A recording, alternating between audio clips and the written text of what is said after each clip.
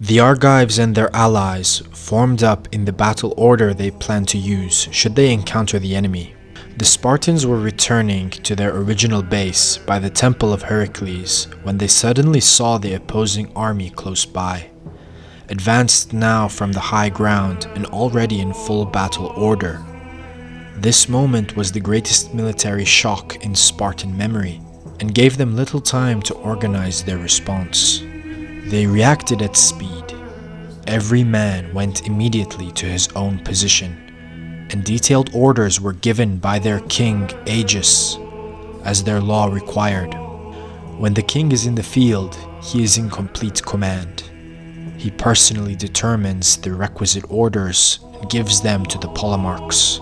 They pass them on to the divisional commanders, and then, in sequence, the orders are transmitted from divisional commander to company commander to unit commander to unit. Any subsequent instructions needed follow the same route and arrive quickly.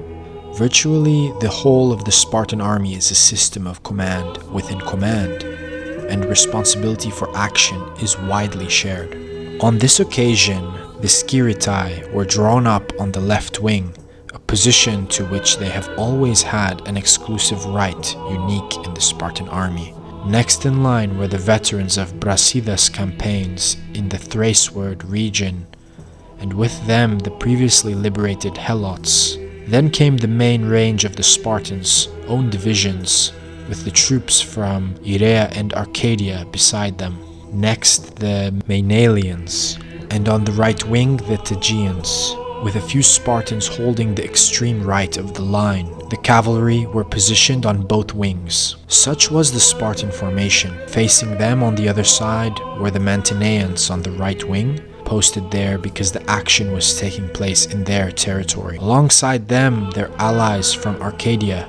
Then the select Argive regiment of 1,000, which the city had long maintained in military training at public expense. Next to them, the rest of the Argives, and finally the Athenians holding the left wing, supported by their own cavalry. This then was the makeup and disposition of the forces on either side. The Spartan army appeared larger, but I could not have given an accurate account of the numbers in each contingent or the total numbers on either side. The secrecy of their system prevented knowledge of the Spartan strength, and estimates on the other side were suspect, given the natural tendency for men to exaggerate the numbers contributed by their own city.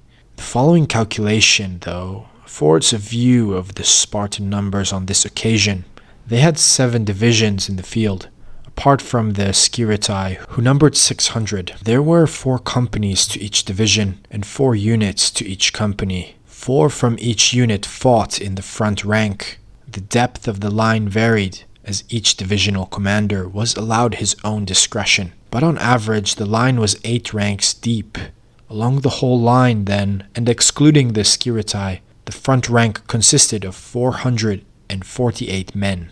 The 2 armies were now ready to engage, and in the brief interval, the various contingents were addressed by their own commanders along the following lines. The Mantineans were urged to remember that they would be fighting not only for their own country, but also for sovereignty or subjection. They had tasted both. Their task was to retain the one and prevent return to the other. The Argives were reminded of their ancient hegemony and the historical division of power in the Peloponnese. They must not allow the permanent loss of their power, and at the same time they must take final revenge for all the wrong done to them by the enemy on their border. The address to the Athenians appealed to their national pride. They were fighting alongside many brave allies, and it was their duty to outdo them all. Moreover, defeating the Spartans in the Peloponnese would secure and extend their own empire, and no one would ever invade their land again. Such were the exhortations addressed to the Argives and their allies.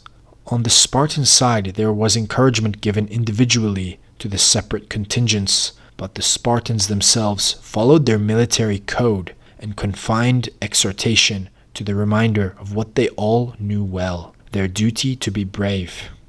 They were well aware that long practical training was a more effective ingredient in success than any fine speech giving encouragement at the last minute. They now proceeded to the engagement, the Argives and their allies advancing with grim determination and in high feeling, the Spartans more slowly and to the tune of the many pipers included in their ranks. This was no religious observance, but a means of keeping a rhythmical step to the advance and preventing any break in the line, as often happens when large armies move to the attack. While they were still closing, King Agis took a tactical decision. As they engage, all armies tend to the right, pushing out their right wing, with the result that both sides then outflank their opponent's left wing with their right.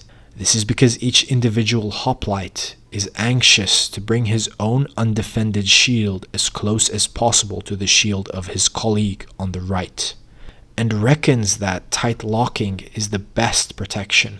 This fault is started by the line leader of the right wing, who wants to keep his own undefended side clear of the enemy at all times. And then the others follow with the same motivation. In this engagement, the Mantineans on the right wing were far outflanking the Sciritae, and the Spartan and Tegean overlap of the Athenians on the left was yet more extensive, in proportion to the greater size of the Spartan army. Agis feared encirclement on his left wing and decided that the Mantineans outflanked them dangerously. He therefore sent orders to the Sciritae and the Brasidian veterans to move across from the main line and cover the Mantineans, and instructed the Polemarchs Hipponidas and Aristocles to bring up 2 divisions from the right of the Spartan forces and insert them to fill the resulting gap. His thought was that he would still have plenty of troops on the right, while there would be a stronger line facing the Mantineans.